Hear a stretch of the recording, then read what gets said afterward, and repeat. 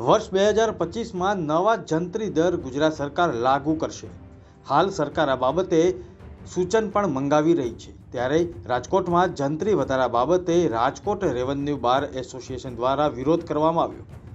Builders બાદ revenue bar association દ્વારા વિરોધ નોંધાવવામાં આવી રહ્યો છે અને જંત્રી વધારો પાછો ખેંચવાની માંગ સાથે જ સૂત્રોચ્ચાર પણ કરવામાં આવ્યા। વકીલ મંડળનું કહેવું છે કે જંત્રી વધારાથી 5 વર્ષમાં મંદી આવશે અને નવી જંત્રી મામલે અમે અભ્યાસ પણ કર્યો છે। જંત્રી વધારાથી નાના અને મધ્યમ વર્ગના લોકો પોતાના ઘરનું સ્વપ્ન સેવી શકશે નહીં। રાજકોટ કલેક્ટરને વકીલો દ્વારા જંત્રીના અભ્યાસ કરેલા આવેદનપત્ર આપવામાં આવ્યા। તાજેતરમાં ગુજરાત સરકાર દ્વારા જે અસહ્ય જંત્રીનો વધારો કરવામાં આવ્યો છે એના પડઘા આખા ગુજરાતમાં પડેલા છે। આખા ગુજરાતમાં આ અસહ્ય વધારો પાછો ખેંચવા માટે દરેક ક્ષેત્રે આંદોલન થઈ રહ્યા છે।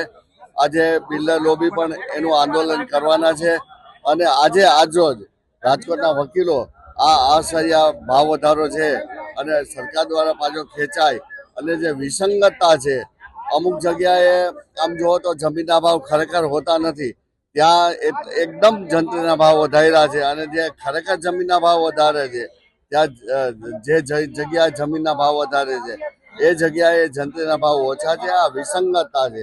આ વિસંગતતા દૂર કરવા માટેનું આજે આ વકીલો આવેદન કલેક્ટર પત્ર આપવાના છે અને કલેક્ટર થ્રુ સરકારમાં એ આવેદન પત્ર પહોંચે એના માટેના અમારા માંગણી છે।